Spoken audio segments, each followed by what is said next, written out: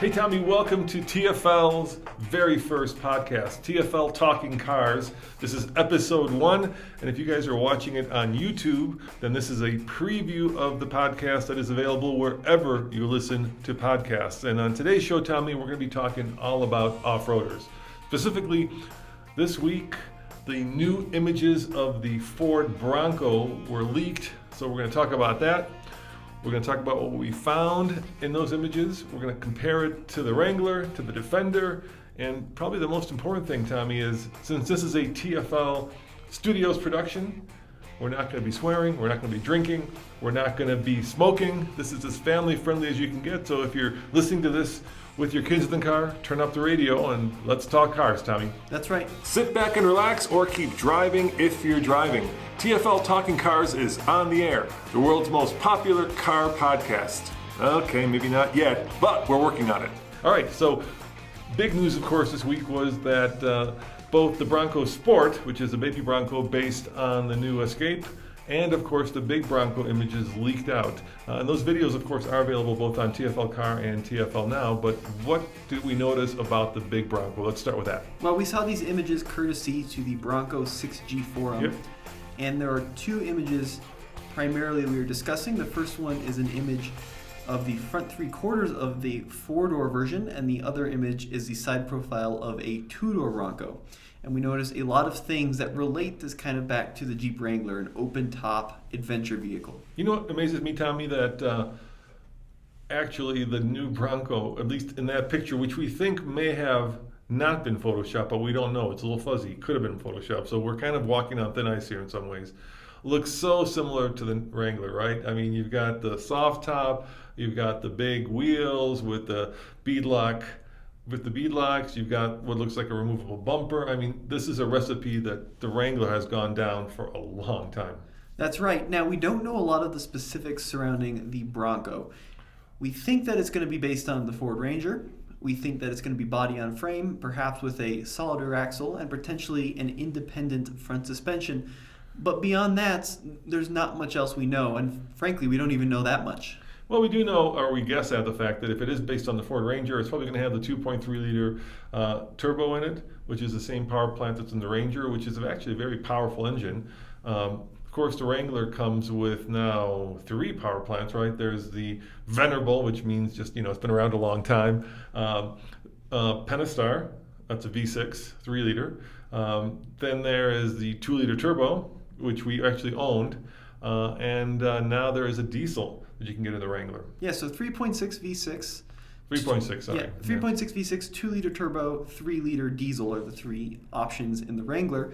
And the other vehicle that the Bronco could potentially compete against is the upcoming Land Rover Defender, which has 2 engine options, a 4-cylinder turbocharged engine and a 6-cylinder turbocharged engine here in the US, the 6-cylinder being a straight 6. So there is a potential that in this Bronco we may see the 2.3 EcoBoost as well as maybe a 2.7 EcoBoost. You know what I'm wondering, Tommy? Why are we talking about these vehicles, and who are we if you guys are new to TFL? And I think this is a good time to take a little bit of a break and kind of talk about the fact that we're father and son, the fact that we've been reviewing cars for the last 10 years. We got about 2.5 million subscribers on YouTube with 5 YouTube channels.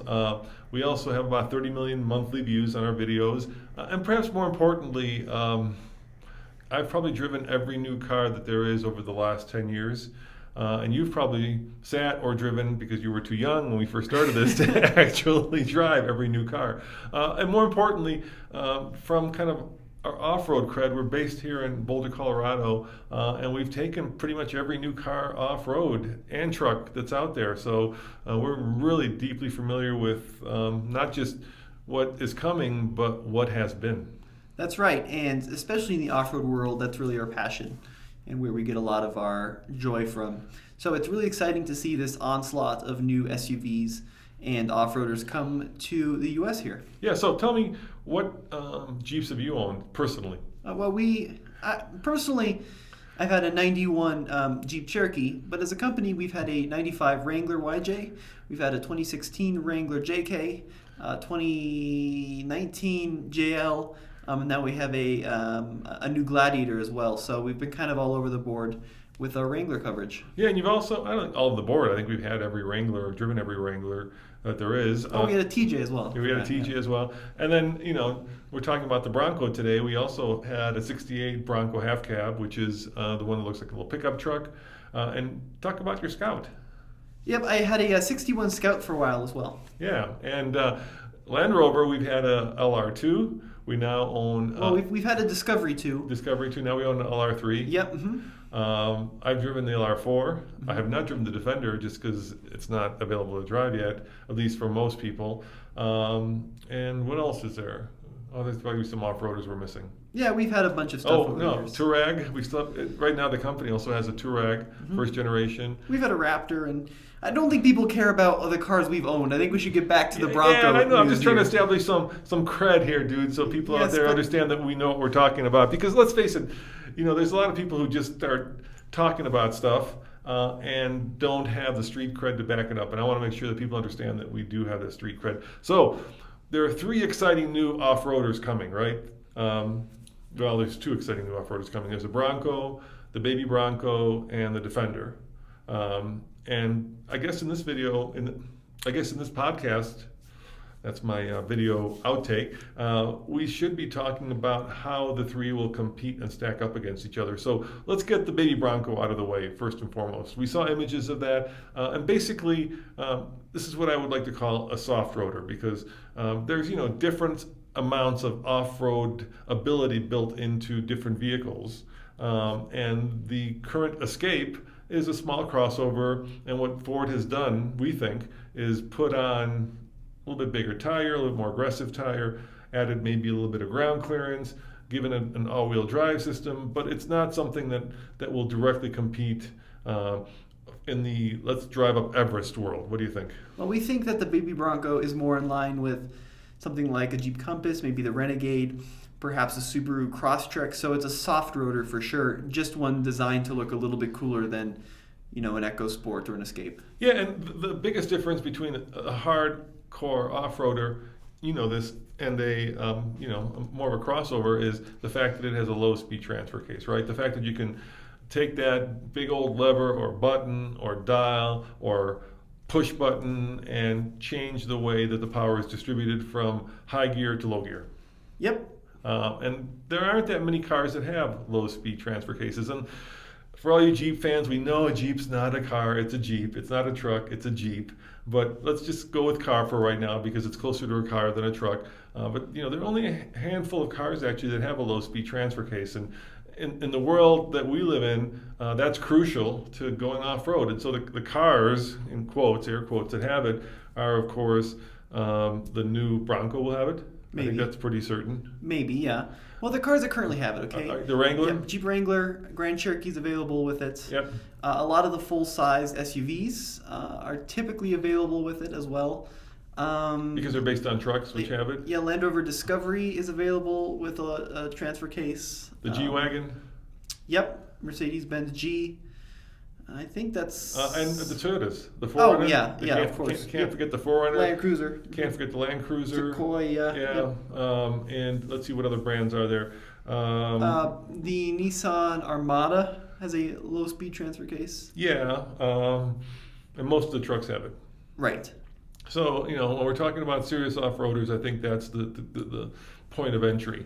And then let's talk about what you can add to that to make it even more off-road worthy. So, the Baby Bronco will probably have, I'm guessing at this, but I think I'm pretty right, an all-wheel drive system versus four-wheel drive, because that's really the difference between all-wheel drive and four-wheel drive, having a low-speed transfer case, right? Yeah. So the Baby Bronco will probably have a system where if you get into, let's say, dirt or sand or snow, it might have a little terrain management button or dial that'll let you pick the kind of surface you're driving in.